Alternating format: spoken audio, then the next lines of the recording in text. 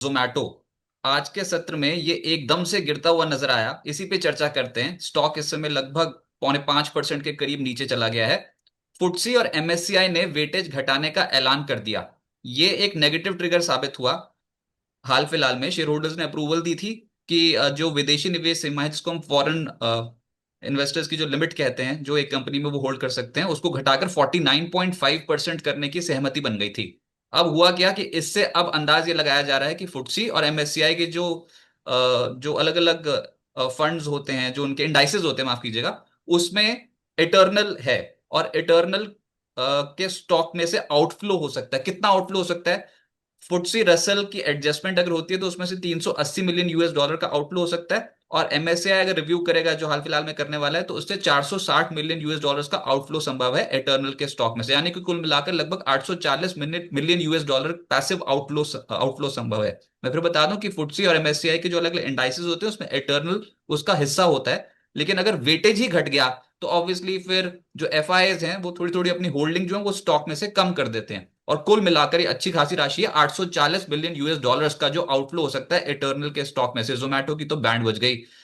एक महीने में देखो तो 0.7% नीचे, 3 महीने फ्लैट है, 6 महीने का रिटर्न लगभग 19% नीचे, और वाईटीडी लगभग 18.5% नीचे है। ये स्टॉक क्यों क्यों हुआ कि ये 100% एफआई जो लिमिट है उसको घटाकर 49.5% उसकी सीमा करने के लिए क्यों सहमति दी थी शेयर होल्डर्स ने? क्योंकि शेयर होल्डर्स ये चाहते हैं कि जो कंट्रोल है वो इंडियन एंटिटी के पास ही रहे।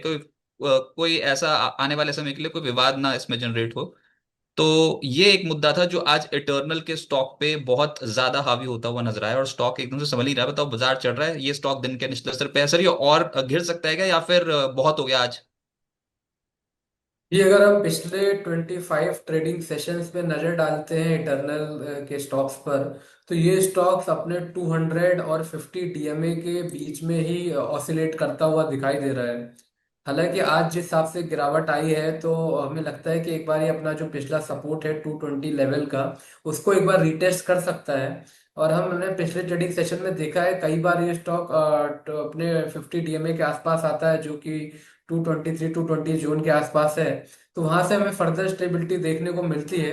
तो एक शॉर्ट टर्म रिबाउंड हम इंटरनल में देख सकते हैं अगर ये 220 लेवल को होल्ड करता है। ऑन दी फ्लिप साइड, अगर 220 के नीचे की क्लोजिंग होती है, तो हमें फर्दर सेलिंग प्रेशर देखने को मिल सकता है। उस दौरान ये स्टॉक फिर 200 के लेवल्स तक भी आ सकता है। तो वो एक डिसाइसिव ब्रेकडाउन होगा अगर इटरनल 220 के नीचे की क्लोजिंग देता है। तो देन आफ्टर हमें इसमें सेलिंग की अपॉर्चुनिटी ढूंढनी चाहिए। और हायर साइड पे क्या ऐसा लेवल होगा जिसके ऊपर जाना बहुत मुश्किल हो जाएगा सर? निवेशकों के पास ये भरपूर पड़ा हुआ है। ये 250 का लेवल है, जहाँ पे 200 डीएमए इसका दिखाई दे रहा है। तो मुझे लगता है कि 250 के लेवल के ऊपर ही यहाँ पे फ्रेश बाइंग मोमेंटम क्रिएट होता हुआ दिखाई देगा। और एक अपर साइड का चैनल ब्रेकआउट भी इसके ऊपर देखने को मिलेगा। बट उसके लिए, उस स्ट्रक्चर को ब्रेक करने के लिए इसे अपने 225 जो अपना जो इसका की सपोर्ट है, उसके ऊपर ट्रेड करना जरूरी रहेगा। ओके। और जब भी कुछ पैसिव आउटफ्लोज होते हैं तो वो किसी भी कंपनी के लिए कोई बहुत अच्छा ट्रिगर तो समझा नहीं जाता। अब देखते हैं यहाँ पर जोमेटो का जो स्टॉक है इटर्नल, जब उसमें ये वेट चेंजेस होंगी तो किस अलग अलग जो इंडाइसेस है उसमें कितना कितना वेट एलोकेट होता है इस स्टॉक को, फुटसी और एमएससीआई के इंडाइसेस में। मैं आपको बता दूं कि इटर्नल जो अभी तक जो इटर्नल का स्टॉक है वो फुटसी इंडाइसेस में फुटसी ऑल वर्ल्ड इंडेक्स का हिस्सा है, FTSE MPF all world index का हिस्सा है, FTSE global large cap index का हिस्सा है, फुटसी इमर्जिंग इंडेक्स का हिस्सा है, और ऐसे ही एमएससीआई इंडिया इंडेक्स का भी हिस्सा है। वेट चेंज होने की बात हो रही है तो उसका इम्पैक्ट डेफिनेटली आता हुआ नजर आएगा। होगा ये कि फुटसी रसल इंडेक्स जो है उसमें वेटेज जो है 82.74% का जो वेट है वो घटकर 49.5% होगा, और एमएससीआई में जो वेटेज है उसमें भी बदलाव होगा मई 30 को।